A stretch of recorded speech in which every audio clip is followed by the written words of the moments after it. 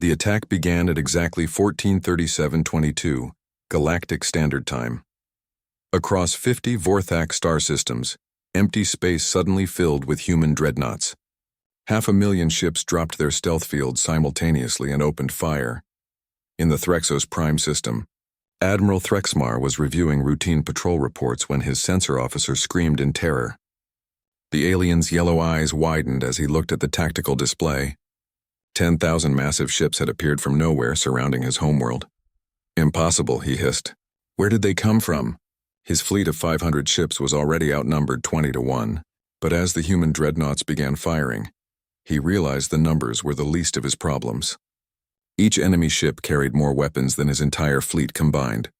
Captain Yu Jae-sung stood calmly on his bridge as his battle group unleashed hell upon the aliens. "Target their command ship first," he ordered. "I want to speak with Admiral Threxmar before he dies." The first volley of plasma cannons lit up space like a new sun. Vorthak ships that had seemed powerful and threatening simply vanished under the barrage. Their shields collapsed instantly. Their armor vaporized. Their crews had no time to even send distress signals. Admiral Threxmar's flagship shuddered as human weapons pounded its shields. His bridge filled with smoke and sparks. Officers ran frantically between damaged control stations. The ship that had once terrorized dozens of worlds was dying. "Sir," his communications officer called out. "The humans are trying to contact us." "Put them through," Threxmar snarled. The main screen flickered and showed Captain Yu Jae-sung. The human looked calm and professional. His uniform was clean and neat. Behind him, his officers worked quietly at their stations. "Admiral Threxmar," Captain Yu said politely, "I am Captain Yu Jae-sung of the Human Space Force. You destroyed our colony at New Seoul. You murdered 2.3 million innocent people. You cannot do this." Threxmar roared. "I'm willing to negotiate. The hegemony will pay reparations." Captain Yu's expression did not change. "New Seoul had 2.3 million civilians. They begged you for mercy. You showed them none. Today you will receive exactly the same mercy you gave them." The transmission ended. Captain Yu turned to his weapons officer. "Destroy his ship. No survivors." A concentrated barrage of quantum torpedoes struck Admiral Threxmar's flagship. The vessel that had once been the pride of the Vorthak fleet exploded in a ball of white fire. The alien who had ordered genocide was gone. Across the galaxy, similar scenes played out in every Vorthak system. Human battle groups appeared without warning and began systematic destruction of everything they found. Commander Lee Jun-ho led the assault on the mining worlds of the Keth Nebula. His battle group of 10,000 ships faced only 50 alien patrol vessels. The outcome was never in doubt. "Sir," reported his tactical officer, "enemy forces are attempting to surrender." "No surrender," Commander Lee replied. "They didn't accept surrender from the children at New Seoul. The mining stations were destroyed in minutes. Orbital facilities that had taken decades to build were reduced to glowing debris. The aliens who operated them learned too late what it meant to threaten humanity." Captain An So-young coordinated the siege of 3 Vorthak military academies. These were schools where alien officers learned tactics and strategy. The bases were heavily fortified but lightly defended, since no one expected them to be attacked. "Begin bombardment of the first academy," she ordered. Plasma beams reached down from space like fingers of death. The academy buildings collapsed into rubble. Training ships in orbit were vaporized. Generations of military knowledge burned in the flames. Admiral Kim Do-hyun oversaw the systematic dismantling of Vorthak infrastructure across 12 star systems. His forces targeted everything that kept their civilization running: power plants, communication networks, transportation hubs, government centers.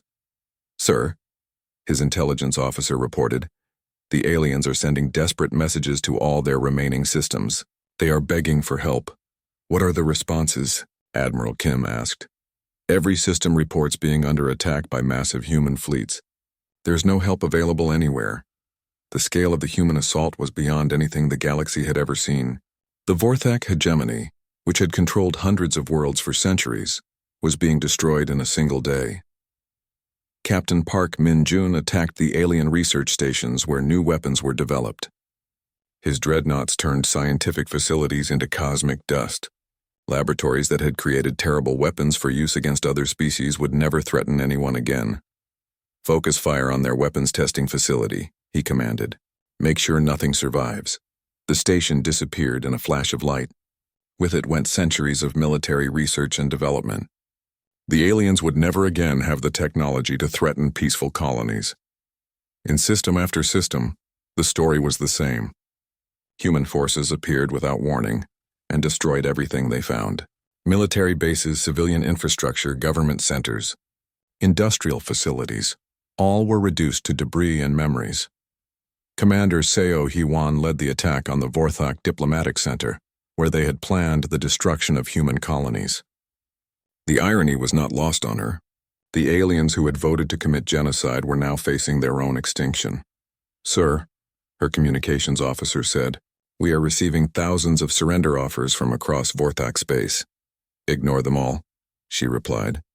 "The time for surrender was before they murdered our children." Admiral Song Kyung-min monitored the overall progress from his flagship. The tactical display showed the destruction happening across 50 star systems simultaneously. Every battle group was reporting complete success. The Vorthok military was being wiped from existence. "Admiral," his communications officer reported, "we are intercepting alien transmissions. They are calling this the Day of Human Wrath. Some are referring to our fleet as the death that came from Sol." Admiral Song nodded grimly. "Good, let them remember this day. Let every species in the galaxy know what happens when humans are threatened." Captain Oh Kyung-soo commanded the final assault on the Vorthok home system. His target was their capital city, where the government that had ordered the destruction of New Sol still tried to rule. "Sir," his tactical officer announced, "all orbital defenses have been neutralized. The planet is defenseless." Captain Oh looked down at the world below. Millions of aliens lived in the cities scattered across the continents. They were not all responsible for what their military had done. "Target only military and government facilities," he ordered. "Civilian areas are to be avoided." Even in their anger, humans maintained their moral standards. They were not genocidal monsters like their enemies. The Vorthok government buildings vanished in plasma fire. Military headquarters were reduced to craters. The communication centers that had coordinated the attack on New Sol were silent forever. Within 72 hours it was over. The Vorthok hegemony, which had ruled their part of the galaxy for over 500 years, no longer existed. Their military was destroyed. Their government was gone. Their infrastructure was rubble. But humanity had not committed genocide. Alien civilians were evacuated to refugee worlds. Medical supplies were provided to the wounded. The humans had shown the mercy that their enemies had refused to give. Captain Yu Jae-sung stood on his bridge and looked at the ruins of Threxos, Prime. The world that had been the center of alien power was now just another dead rock floating in space. "Sir," his communications officer said, "Fleet Admiral Song is requesting all battle group commanders report to the flagship. Inform the Admiral that Battle Group Alpha has completed its mission," Captain Yu replied. "Justice has been served." The quantum signal from New Sol reached Earth 3 days after the attack. The message traveled through space faster than any ship could fly. When it arrived at the communications center in Geneva, the technicians thought there was an error in the system. The recording showed everything. Alien warships filling the sky, energy beams destroying buildings, families running for shelter, Captain Kim Tae-ho's brave but hopeless fight, Commander Park Woo-jin helping civilians escape, Dr. Lee So-man digging through rubble to save children, and finally, the complete destruction of humanity's most successful colony. Admiral Han Ji-woo was in her office when the emergency alert came through. She was reviewing routine patrol reports when her assistant burst through the door. The young officer's face was white with shock. "Admiral, you need to see this immediately," he said. His voice was shaking. Han Ji-woo had been in the military for 30 years. She had fought space pirates and handled diplomatic crises. She thought she had seen everything. But as she watched the recording from New Sol, she felt something break inside her chest. 2 million people gone just like that. President Cho Min-ho was called from his sleep at 3 a.m. The security chief showed him the transmission in the underground situation room. The president watched in silence. His hands gripped the edge of the table so hard his knuckles turned white. "How many?" he asked quietly. "All of them, sir. No survivors detected." The president closed his eyes. He had visited New Sol 2 years ago. He remembered the children who gave him flowers, the farmers who showed him their new crops, The scientists who were so proud of their work. All dead now. Within hours, the news spread across Earth. Every television station, every internet site, every communication device carried the story. Humanity had suffered its first act of genocide in space. The reactions came fast and angry. Protests filled the streets of major cities. People demanded action. They wanted justice for New Sol. Some called for immediate war against the aliens. Others wanted to know why Earth's military was so weak. General Nam Hai-jin was called to an emergency meeting with the President and Admiral Han Ji-woo. She brought her military advisors and strategic planners. They had to discuss Earth's options. What can we do with our current fleet? President Cho Min-ho asked. General Nam looked at her reports. We have 847 ships total. Most are patrol vessels and transports. Only 200 are real warships. The aliens used over 300 ships just to attack one colony. How big is their total fleet? Admiral Han Ji-woo asked. Intelligence estimates the Vorthak hegemony has at least 50,000 warships. Maybe more. They control dozens of star systems. 6 different alien species work together. The room fell silent. Everyone understood the problem. Earth's military was built to handle pirates and small conflicts.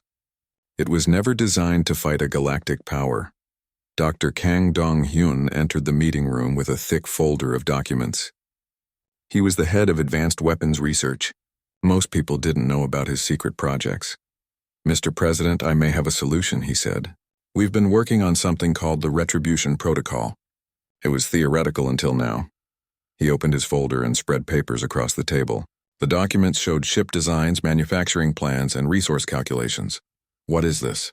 The President asked. A way to build the largest fleet in galactic history, Dr. Kang replied. We use automated factories, artificial intelligence, and Earth's entire industrial capacity. Instead of hundreds of ships, we build hundreds of thousands. Admiral Han Ji-woo studied the plans. The ships were massive.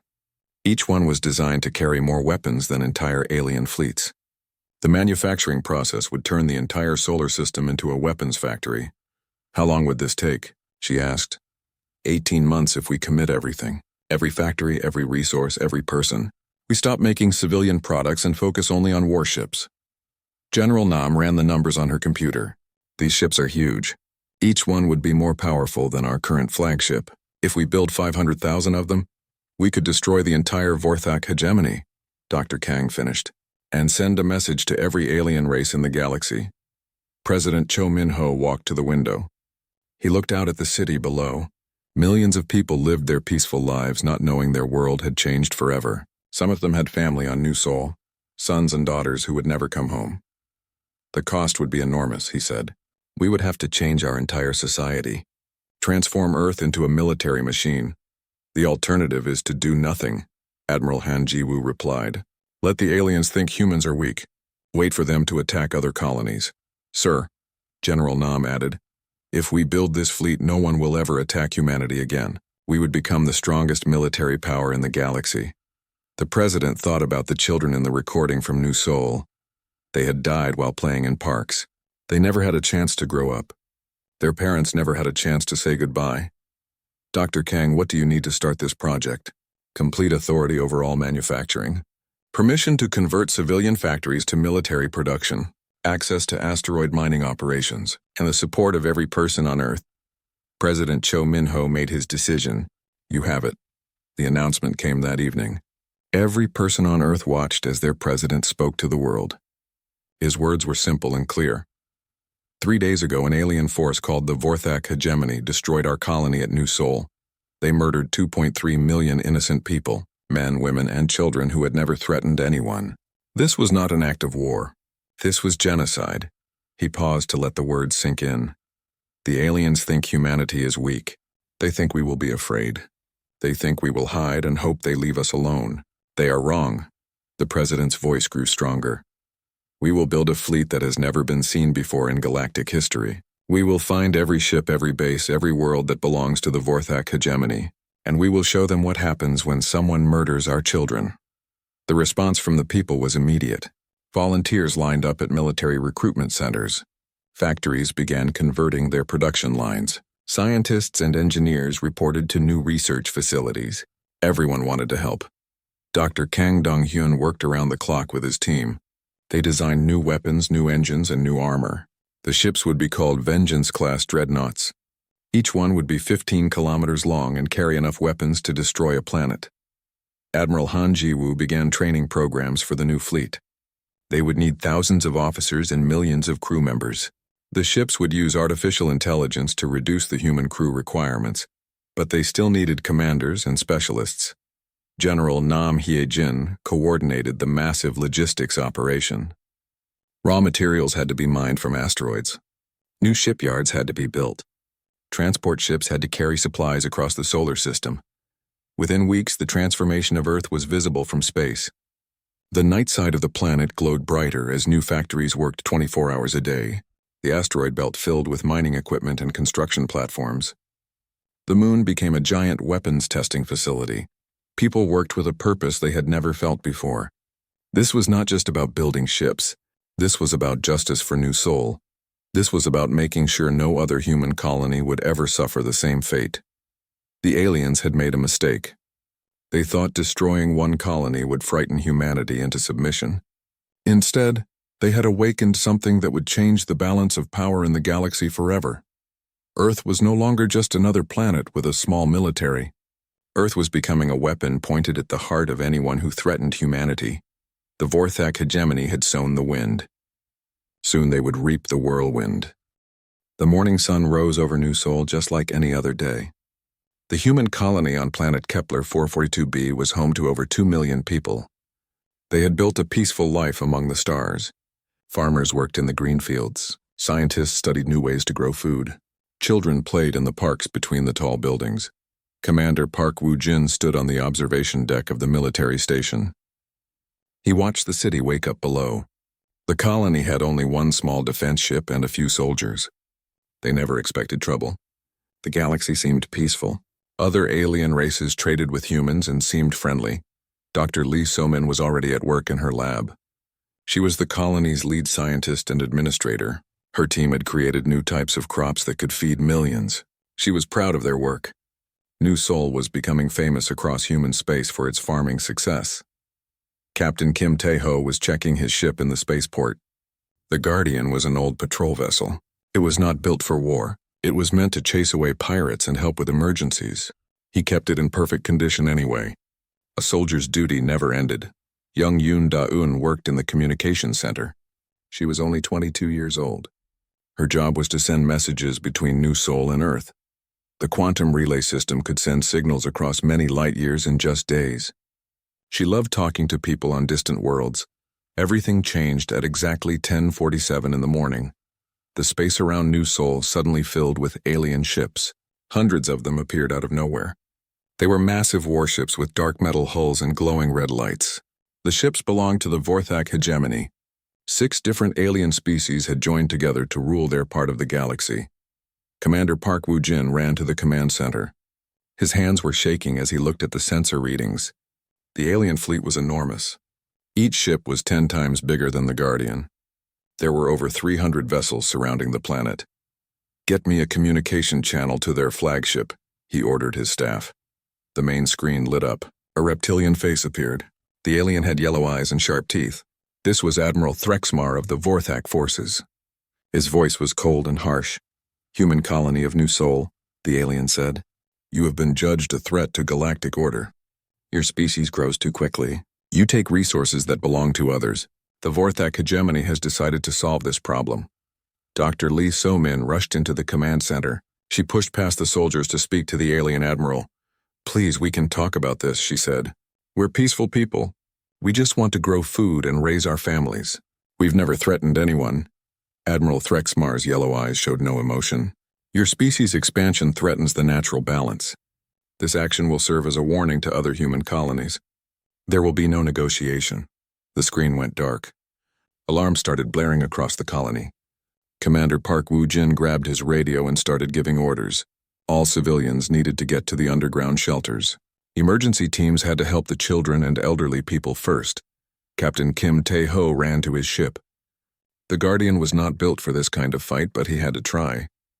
He powered up the engines and weapons. His small crew of 12 people worked frantically to prepare for battle. In the communications center, Yoon Da-eun's fingers flew over her keyboard. She had to warn Earth about what was happening.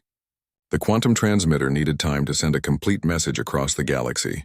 She hoped she could get the signal out before the aliens attacked. The first energy beams came from the alien ships like lightning from the sky. They hit the colony's power stations and communication towers. Explosions lit up the morning sky. The ground shook with each blast. Buildings started to collapse. Captain Kim Tae-ho launched his ship into space. The Guardian was tiny compared to the alien warships. He fired his weapons at the closest enemy vessel. The shots bounced off their shields like raindrops. 2 alien fighters came after him. His ship twisted and turned through the air trying to stay alive. Down on the planet, Commander Park Woo-jin helped people get to safety.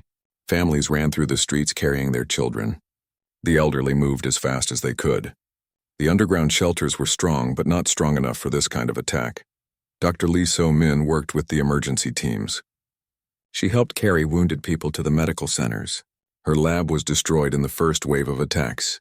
Years of research were gone in seconds. But she didn't think about that now. Only people mattered. The alien ships targeted everything.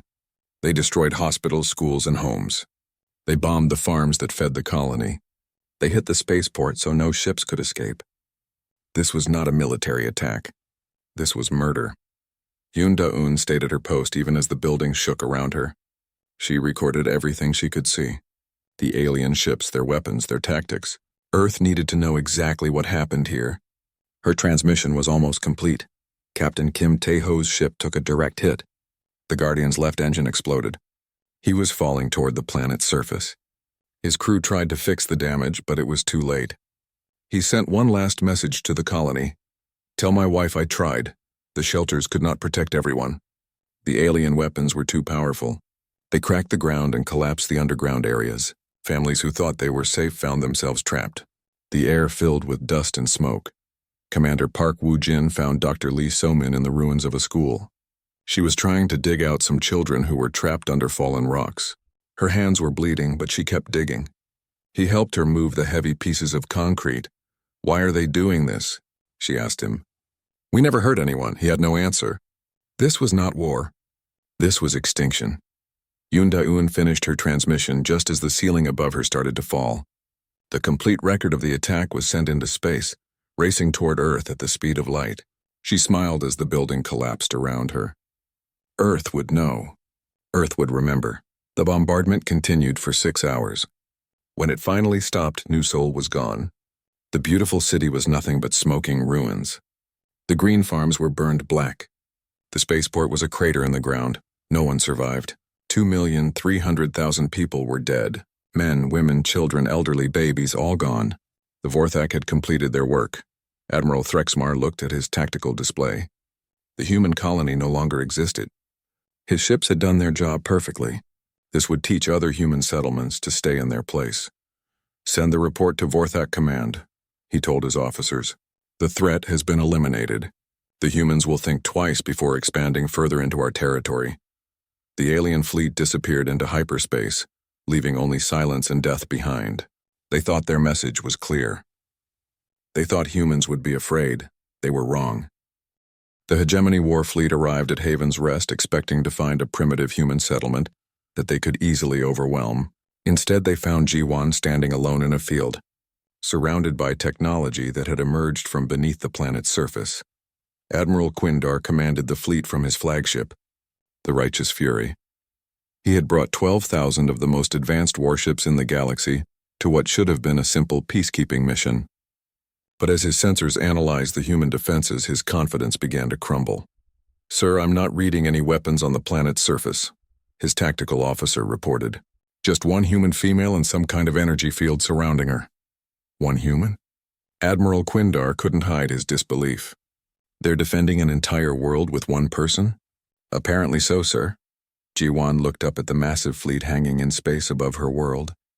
She felt no fear, only sadness for what was about to happen. Through her connection to the network, she could sense the confusion and anger of the crews on those ships. They truly believed they were protecting the galaxy from a threat. She activated the planetary defense system with a thought. Ancient human technology that had been sleeping beneath Haven's Rest for 50,000 years came online instantly. But instead of weapons, it was something far more sophisticated. Every ship in the hegemony fleet suddenly went dark. Not destroyed, not damaged, simply turned off. Power cores shut down. Life support systems switched to emergency backup. Weapons systems became inactive. 12,000 ships became 12,000 floating pieces of metal, drifting helplessly in space. "What did you do to us?" Admiral Quindar demanded over the communication channel, his voice tight with panic. Jiwan's reply was broadcast to every ship in the fleet. "I turned off your power. All of your technology, every advancement your civilizations have made over the past 50,000 years, was built on foundations that my people provided. We never gave you the technology itself. We just made sure you discovered it when you were ready. But we always kept the ability to turn it off. This is impossible. No, Admiral. This is gardening. We planted seeds of knowledge throughout the galaxy, nurtured them as they grew, and guided your species toward wisdom and peace. But gardeners always keep tools to tend their gardens." On his monitoring station, Minho watched the confrontation with mixed emotions. The show of force had been necessary, but he took no pleasure in it. Through the network, he could feel the fear and humiliation of the crews on those disabled ships. "Bring their systems back online," he ordered, "but leave their weapons inactive. Let them have power and life support, but make it clear that they're not in control here." One by one, the ships of the hegemony fleet flickered back to life, but their weapons remained dead, and their crews could do nothing but watch as Admiral Sung Hoon's fleet materialized around them. The human ships were unlike anything the galaxy had ever seen. They moved like living things, flowing through space as if they were swimming through water instead of vacuum. Their hulls seemed to be made of crystallized energy, and they generated no emissions that conventional sensors could detect. Admiral Sung Hoon's flagship positioned itself directly in front of the Righteous Fury. When he opened a communication channel, his image appeared on Admiral Quindar's screen. "Admiral," Sung Hoon said politely, "I believe we need to talk." What followed was the strangest military confrontation in galactic history. Admiral Quindar found himself invited aboard Sung Hoon's ship for negotiations, even though his fleet was completely helpless and at the humans' mercy. The inside of the human ship was even more impossible than the outside. The corridor seemed to extend in directions that shouldn't exist. The walls were transparent, showing views of nebulae and star systems that were thousands of light years away. And everywhere he looked, Admiral Quindar saw humans working at tasks he couldn't begin to understand. "Your people have changed," he said to Admiral Sung Hoon as they walked toward the conference room. "Yes, we have. 50,000 years of evolution will do that." "We've learned to work with forces that your science hasn't discovered yet. We've become something new while remaining true to what we always were." "And what were you always?" "Gardeners, protectors, parents who loved their children enough to let them grow up on their own."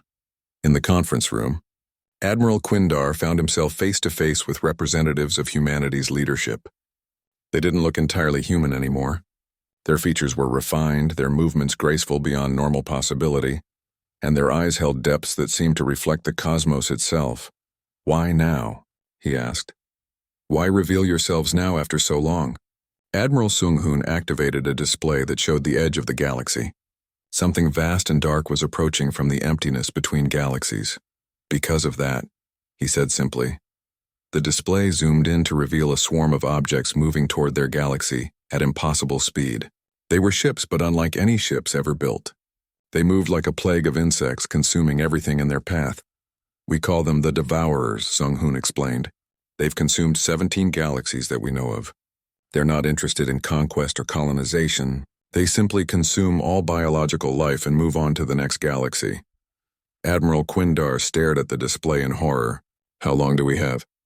"They'll reach the outer systems in 3 months. Your combined fleets would slow them down for perhaps an hour, but we've been preparing for this encounter for 50,000 years." Dr. Kelthera was aboard one of the human ships, working frantically to understand the technology she was seeing. The humans had been generous with their knowledge, but it was almost too much to process. "Your entire civilization is based on biological principles," she said to her human guide, a woman named Minji who served as a cultural liaison. "Your ships are grown, not built." "Life is the most efficient system in the universe," Minji replied. "Given enough time, biological processes can accomplish anything that mechanical processes can do, but better." We learned to work with life rather than against it. And your people? You've changed yourselves too. We evolved ourselves, yes. Each generation chose to become something slightly better than the last. Smarter, stronger, more capable of surviving in space. But we never lost our humanity. We just became the best version of humanity we could imagine. Taehyun walked freely through the hegemony capital, now that the crisis had begun. His guards had simply abandoned their posts when the human ships appeared. Chancellor Vex Mara found him in the government archives, calmly reading historical records. "You're not prisoners," the Chancellor said. "It wasn't a question. We were never prisoners. We stayed because we wanted to help you understand. Your people are smart, Chancellor. You've built a remarkable civilization, but you're not ready for what's coming. The Devourers. Yes, they've destroyed civilizations far older and more advanced than yours, but they've never encountered anything like us. What makes you so confident?" Taehyun smiled. "We've had 50,000 years to prepare, and we've learned some very interesting things about the nature of life and consciousness. Across the galaxy, similar conversations were taking place. Humans emerged from their hiding places to reveal themselves to the species they had been secretly protecting. The reaction was mixed. Some welcomed them as returning family. Others remained suspicious and afraid. But fear became irrelevant when the first Devourer scouts reached the galaxy's edge. Yoonji monitored the encounter from her hidden station. The scout ships were massive, each one the size of a small moon. They moved through space like living things, their surfaces writhing and pulsing with unnatural life. "Contact in 30 seconds, she reported to the network. Admiral Sung-hoon's fleet was ready. The human ships had positioned themselves at the galaxy's edge, forming a barrier that the Devourers would have to pass through. But they weren't alone. Behind them, the combined fleets of every species in the galaxy had assembled. The younger species might not trust the humans completely, but they understood the threat they were facing. "All ships, prepare for contact," Admiral Sung-hoon broadcast. "Remember, we're not trying to destroy them. We're trying to transform them." The first Devourer scout ship collided with the human defensive line, expecting to sweep aside whatever primitive resistance it encountered. Instead, it found itself surrounded by forces it couldn't understand or combat. The human ships didn't fire weapons. Instead, they projected fields of pure creative energy, the same force that had driven evolution and growth throughout the universe. When the fields touched the Devourer ship, something unprecedented happened. The ship stopped consuming. For the first time in its existence, it began to create. The war that was supposed to destroy the galaxy lasted exactly 47 minutes. When it ended, the universe had changed forever. Admiral Sung-hoon stood on the bridge of his flagship, watching as the last of the Devourer ships transformed. What had begun as engines of destruction were now becoming something beautiful. The twisted metal and corrupted biology that had consumed 17 galaxies was reshaping itself into gardens of living crystal and flowing light. "Final count?" he asked his communications officer. 17 million Devourer vessels successfully converted. 0 casualties on our side. Minimal damage to their original consciousness patterns. And their reaction? Confusion, mostly. They're trying to understand what happened to them. For the first time in their existence, they feel the urge to create instead of consume. Jiwon felt the moment of transformation through her connection to the network. Every converted Devourer ship now carried a spark of the same creative force that had driven life throughout the galaxy. They were no longer destroyers. They had become gardeners like humanity itself. "How did we do it?" she asked the collective consciousness of her people. Minho's voice answered from his monitoring station. "We learned something during our 50,000 years of watching. Life isn't about consumption or destruction. It's about transformation and growth. The Devourers weren't evil. They were just lost. They had forgotten how to create. So we reminded them. We gave them back their ability to choose, to grow, to become something better than they were." Dr. Kelthera was aboard Admiral Sung-hoon's flagship when the first converted Devourer representative came aboard for negotiations. The being that had once been an engine of galactic destruction now appeared as a graceful creature of living, metal and organic light. "We do not understand what you have done to us," it said in a voice like wind chimes made of starlight. "For eons beyond counting, we knew only hunger, only the need to consume and move on. Now we feel indifferent. You feel the urge to create," Admiral Sung-hoon explained gently, "to grow and nurture rather than destroy. That's the most fundamental force in the universe. We just helped you remember it. But why? We came to devour your galaxy. We would have destroyed everything you built. Because everyone deserves the chance to become more than they are, Ji-won said, her voice carrying across space through the network. That's what gardeners do. They don't just tend the plants they planted themselves. They help everything grow. In the months that followed, the galaxy began to adapt to its new reality. The humans no longer hid among the younger species, but neither did they take control. Instead, they became teachers and guides, sharing the knowledge they had gained during their 50,000 years of evolution. Taehyun found himself serving as an official ambassador between humanity and the galactic governments. His first task was to help Chancellor Vex Mara understand the scope of what had happened. Your people have been guiding our development for 50 millennia, the Chancellor said during one of their meetings. Every breakthrough, every advancement, every step toward civilization, all of it was influenced by you. Not controlled, Taehyun corrected. Guided, there's a difference. We made sure you had the tools you needed to grow, but you chose how to use them. Every choice your people made, every mistake you learned from, every triumph you achieved, that was all you. But why? What did you gain from it? We gained the joy of watching our children become everything we hoped they could be. That's what parents do. Suman had taken on the massive task of cataloging all the hidden human technology scattered throughout the galaxy. What she found amazed even her. Humanity's influence hadn't just been cultural or scientific, it had been woven into the very fabric of galactic civilization. Every major city in the galaxy has human infrastructure hidden beneath it, she reported to the Integration Council. Power systems that have been running for millennia, transportation networks that span continents, communication arrays that connect the stars. We built the foundation for everything you created on top of, and you never asked for recognition or payment, observed Representative Zorthak. What payment could you give us that would compare to watching you reach for the stars? Yunji's monitoring station had become the center of a new kind of network. The converted devourers were eager to learn about creation and growth, and humanity was teaching them with the same patience they had shown the younger species.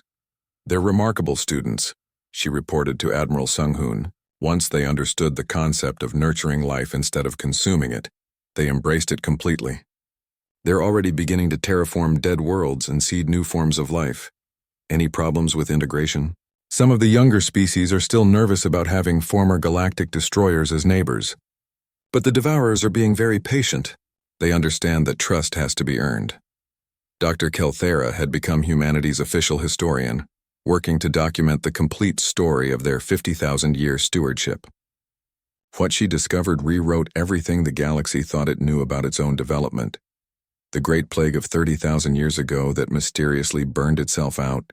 Human medical teams working in secret, she wrote in her report. The asteroid that should have destroyed the Veltron homeworld but mysteriously changed course. Human ships using gravity manipulation. The discovery of faster-than-light travel that came to 12 different species in the same decade. Human scientists planting the right ideas in the right minds at the right time. But perhaps the most remarkable discovery was Earth itself. The human homeworld hadn't been destroyed or abandoned. It had been transformed into something unprecedented. Admiral Sung-hoon piloted his personal ship toward the approaching planet. Accompanied by representatives from every species in the galaxy, Earth had been traveling through space for 50,000 years, powered by technologies that turned the entire planet into a massive spacecraft. It's beautiful, whispered Elder Silandra of the Etherian Collective as Earth appeared on their view screen. The planet was still recognizably the world that had given birth to humanity, but it had been enhanced beyond imagination. Oceans sparkled with phosphorescent life that painted patterns across the continents. Cities of living crystal grew from the landscape like flowers, and around the entire planet, a web of light carried information and energy to every corner of the world. Welcome home, Ji-won said as their ship settled onto Earth's surface. She had come to represent the bridge between humanity's past and future, and this moment felt like the completion of her purpose. The landing site was a vast garden where representatives of every species in the galaxy could gather comfortably. Trees from 1,000 worlds grew side by side. Waters from distant oceans flowed together in harmony. And everywhere, humans worked alongside members of other species, tending to the greatest garden ever created. This is what we always dreamed of, Minho said, as he walked among the gathered representatives.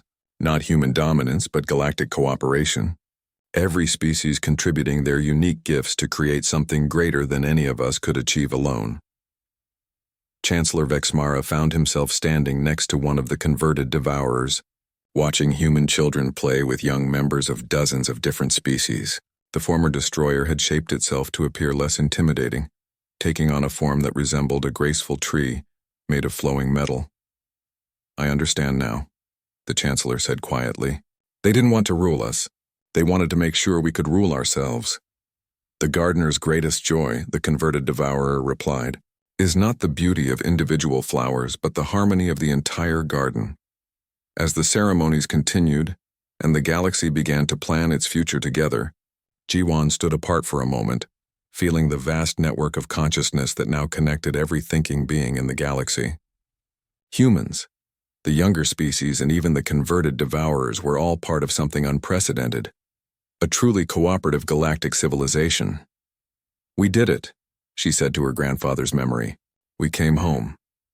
Above them, Earth's living systems pulsed with gentle light, and across the galaxy, trillions of beings looked up at the stars with new hope. The garden that humanity had planted 50,000 years ago was finally in full bloom. The ancient gardens of the galaxy stretched from world to world, tended by beings who had learned that the greatest power was not the ability to destroy, but the wisdom to nurture growth. And at the center of it all, the species that had once called themselves human continued their eternal work, no longer as the ancients but as friends, teachers, and family to every form of life that reached toward the stars. The galaxy had never anticipated their return, but now it couldn't imagine existing without them. The children had grown up to become gardeners themselves, and the cosmic garden would bloom forever. The news of the Vorthak hegemony's complete destruction spread across the galaxy faster than light itself. Within days, every intelligent species knew that humanity had done the impossible. A small, relatively unknown civilization had completely annihilated one of the galaxy's major powers in just 72 hours. Ambassador Choi Hyun-woo stood in the newly constructed diplomatic center on Earth's moon. Through the massive windows, he could see representatives from 47 different alien species waiting to meet with human leaders. Ships from across the galaxy filled the space around Earth, all carrying ambassadors who desperately wanted to establish friendly relations with humanity. Mr. Ambassador, his assistant said nervously, the Zelrani delegation is requesting an immediate audience. They say it's urgent. Ambassador Choi nodded. The Zelrani had been close allies of the Vorthak hegemony. Now they were probably terrified that humanity would target them next. Send them in, he decided. 3 tall, blue-skinned aliens entered the room. Their leader, Ambassador Veltar, looked frightened despite his attempts to appear diplomatic. Honored human representative, Veltar began, the Zelrani Republic wishes to express our deepest regrets about the incident at New Sol. We had no knowledge of the Vorthak's plans. We would never have supported such an action. Ambassador Choi studied the alien carefully. Intelligence reports suggested the Zelrani had known about the attack in advance but had chosen to remain silent. The Vorthak are gone, he said simply. The question now is what kind of relationship the Zelrani want with humanity going forward. Peace, Veltar said quickly. Trade, friendship, mutual cooperation. The Zelrani Republic formally recognizes humanity as a galactic power and requests a non-aggression treaty. This conversation was repeated dozens of times each day. Species that had ignored humanity before now competed to establish diplomatic relations. Everyone wanted to be on the good side of the civilization that had fielded 500,000 dreadnoughts. Admiral Kang Yu-jin commanded humanity's new permanent galactic fleet. After the destruction of the Vorthak, 100,000 dreadnoughts had been assigned to patrol human space in former Vorthak territory. The remaining 400,000 ships were stationed around Earth as a strategic reserve. Admiral, his operations officer reported, the Mokari Empire is requesting safe passage through our territory. They want to establish a new trade route. Grant the request, Admiral Kang decided, but assign escort ships to monitor their movements. The galaxy was reorganizing itself around humanity's new position. Trade routes were being redrawn. Defense agreements were being negotiated. Military alliances were forming and dissolving as species tried to position themselves advantageously. President Lee Sang-min had succeeded Cho Min-ho after the previous president decided to retire following the successful completion of the Retribution Protocol. The new president faced the challenge of managing humanity's sudden rise to galactic prominence. The economic reports are encouraging, his chief advisor said during their morning briefing. 17 species have requested trade agreements. They're offering technology, rare materials, and cultural exchanges. What about our own industrial capacity? President Lee asked. We're converting the military shipyards to civilian use. The same facilities that built Dreadnoughts can now build exploration vessels, cargo ships, and colony transports. Humanity was adapting to its new role quickly. The industrial machine that had created the Revenge Fleet was now building the infrastructure of a galactic power. Captain Park Sora commanded the memorial fleet stationed in the ruins of the new Sol system. Her ships maintained a permanent vigil over the place where 2.3 million humans had died. A massive memorial station was under construction in orbit around the dead planet. Ma'am, her communications officer announced, we're receiving another delegation request. The Thylorian Assembly wants to lay a wreath at the memorial. How many is that this week? Captain Park asked. 37 different species have sent representatives to pay their respects. The memorial at New Sol had become a pilgrimage site for the galaxy. Species from across known space came to honor the human dead and to understand why their deaths had led to such overwhelming retaliation. Dr. Yoon Mi-jin was the chief designer of the memorial station. She wanted to create something that would tell the story of what happened and why it mattered. The central chamber will display the names of all 2.3 million victims, she explained to the construction team. Visitors will walk through exhibits showing their lives, their dreams, their families. They need to understand that these were not just numbers, they were real people. The memorial would also include displays about the human response, the industrial mobilization, the construction of the fleet, the systematic destruction of the Vorthak hegemony. Future generations would learn that genocide carried consequences. Intelligence officer Kim Tae-young monitored communications across the galaxy for any signs of new threats. His job was to make sure humanity never faced another surprise attack like New Sol. Sir, he reported to Admiral Kang Yu-jin, we're detecting increased military activity in the corridor systems. 3 species are building up their fleets. Are they targeting us? The Admiral asked. No, sir. They appear to be forming a mutual defense alliance. Our intelligence suggests they're afraid someone else might attack them, and they want to be prepared. This was the new reality. Humanity's demonstration of overwhelming force had made every species in the galaxy reconsider their military preparedness. No one wanted to be caught defenseless if conflict arose. Ambassador Choi Hyun-woo presided over the first Galactic Peace Convention. Representatives from 47 species gathered in the conference center on Earth's moon. The agenda focused on establishing new rules for interstellar relations. The human delegation proposes 3 basic principles, he announced to the assembly. First, genocide and the deliberate targeting of civilian populations will be met with overwhelming retaliation. Second, any species practicing slavery or forced servitude will face immediate sanctions and possible military action. Third, all interstellar conflicts must include opportunities for peaceful resolution before military force is used. The alien delegates listened carefully. Everyone understood that these were not suggestions. They were the new rules of galactic civilization, backed by 500,000 human dreadnoughts. President Lee Sang-min addressed the convention on its final day. His words were broadcast across the galaxy and would be remembered for centuries. Humanity did not seek to become a galactic power, he said. We wanted only to live in peace among the stars, to grow our food, raise our children, and explore the wonders of the universe. When that peace was shattered by genocide, we responded with overwhelming force. He paused, looking at the alien delegates. New Sol must be remembered not just as humanity's loss, but as the galaxy's lesson. Never again will innocents be slaughtered while those with the power to protect them look away. The age of genocide is over. The age of accountability has begun. The response was immediate. 45 of the 47 species formally signed the New Sol Accords, agreeing to abide by humanity's principles. The 2 holdouts quickly found themselves isolated and facing economic sanctions. Captain Lim Jun-ho commanded one of the patrol fleets that monitored the galaxy's trade routes.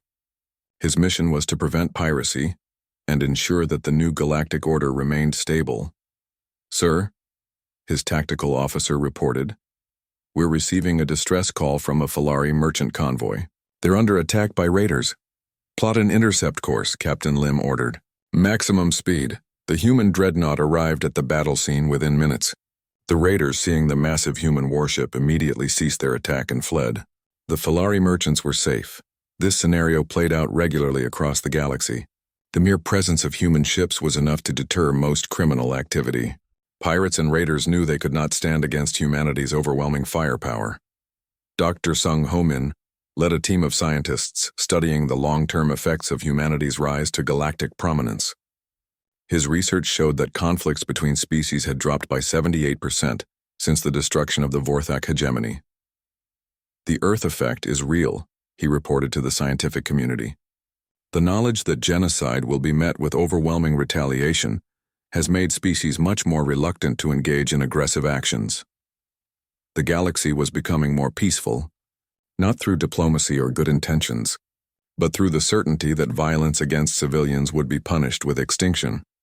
Engineer Bei Su-jin oversaw the construction of new human colonies throughout former Vorthak territory.